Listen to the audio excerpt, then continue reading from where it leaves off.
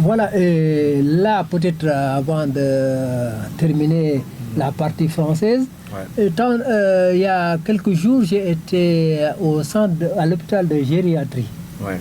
J'ai vu un problème pour lequel je me disais qu'à l'occasion de cette émission-là, je vais en parler parce que j'ai vu un vieux qui était sur une chaise roulante et qui, pour le déplacer, c'était un problème. Parce qu'il ne pouvait pas plier ses pieds pour le mettre sur les repose-pieds.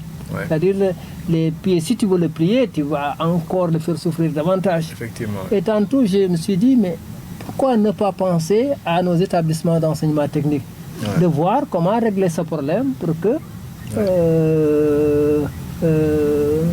des cas comme ça puissent être pris en charge. Tout à fait, c'est des choses sur lesquelles on peut travailler ensemble et avoir des solutions pragmatiques et rapidement. Finalement, c'est des petits problèmes, mais effectivement, si on ne collabore pas, on ne voit jamais ces solutions. On va être obligé de commander des choses compliquées alors qu'on peut le faire localement avec les écoles et les lycées techniques qui sont ici. Effectivement. Je pense que quand on parlait de cloisonnage, c'est aussi le fait de ne pas voir justement les demandes de solutions techniques qui sont souvent dans nos établissements, dans les entreprises, dans les trucs. Je pense que peut-être que de ce point de vue-là, il est peut-être important que vous ayez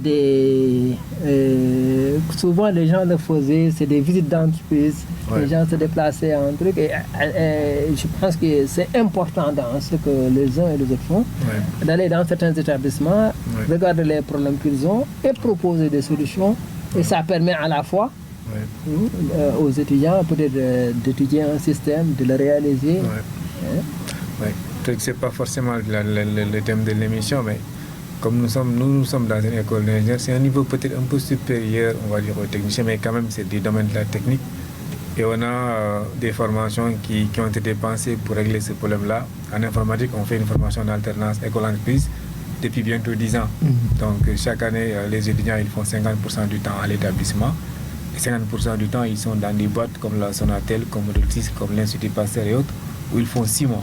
Ils travaillent avec des gens dans leur bureau, ils réfléchissent sur des problèmes de ces sociétés, ils résolvent des problèmes et ils apprennent aussi.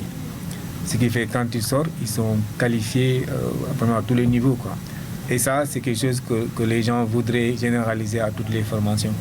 Ça veut dire que c'est des solutions qui sont là et auxquelles on pense, qu'on essaie d'implémenter petit à petit.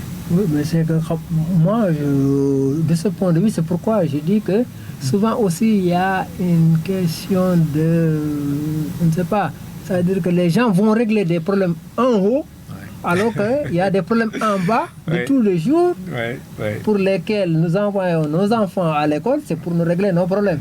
Régler les problèmes de la Sonatel, c'est vrai qu'il faut quelques-uns là-bas pour régler des problèmes à un niveau high, mais je pense que les problèmes les plus élémentaires auxquels nous sommes confrontés aussi, c'est à ce niveau-là où le tampon, le cachet du technicien sénégalais. C'est vrai, c'est important. Et je ne suis pas là, je suis pas là pour le ministère, mais aussi c'est vrai que l'État a fait quand même pas mal de choses. Il y a les ISEP, on n'en a pas parlé. Les ISEP, c'est des formations rapides, Bac+2, qui sont orientées pratiques.